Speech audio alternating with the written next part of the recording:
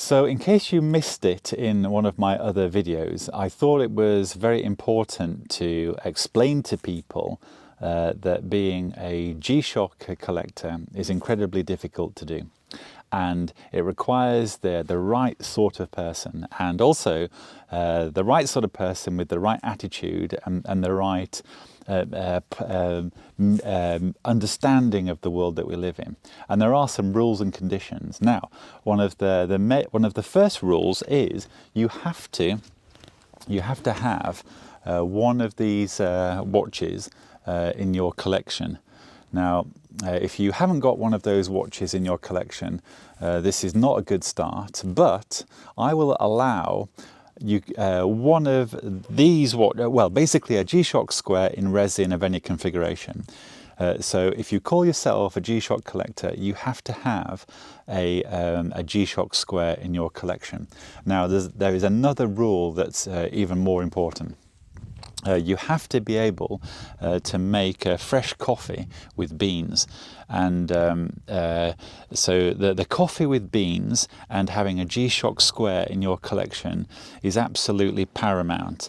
Now, if you have one of these models in your collection, you're already on the top list. You're already an A-lister in the G-Shock collecting world. Now, if we are talking about not only the G-Shock collecting world, but we're talking about the collecting watches world, the rules still apply. To call yourself a watch collector of any description, you have to have one of these in your collection. Now, if you don't have one of these, I will let you off. You can have a resin version, but it has to be a G-Shock square. Now, if you really want to show off as a watch collector and you really want to, be the man, you basically have one of these. Now, you only need one of these, so that's not a bad rule, really, if you think about it. If it, gets you into the collecting club, I would roll with that. That's not a bad stipulation at all, because these watches are incredibly cool, and I think it's a good place to be. Anyway, so we all know the rules now. The rules are you need to have a G-Shock square, and if you are very serious, it needs to be one of these, but I will allow a resin version of any description, and I will allow any G-Shock that is a square, number one. But number two, you have to be able to make fresh coffee, and I suppose that's it. Now, if somebody was very upset about that rule, if you don't like coffee, okay, we can roll with that a little. If you like tea, I'll accept tea. So basically, a hot drink is required plus one of these watches.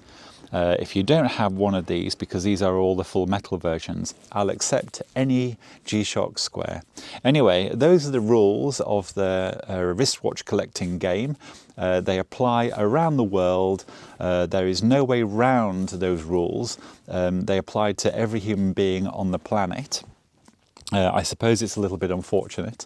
They are very stringent and very tough. I apologise for that.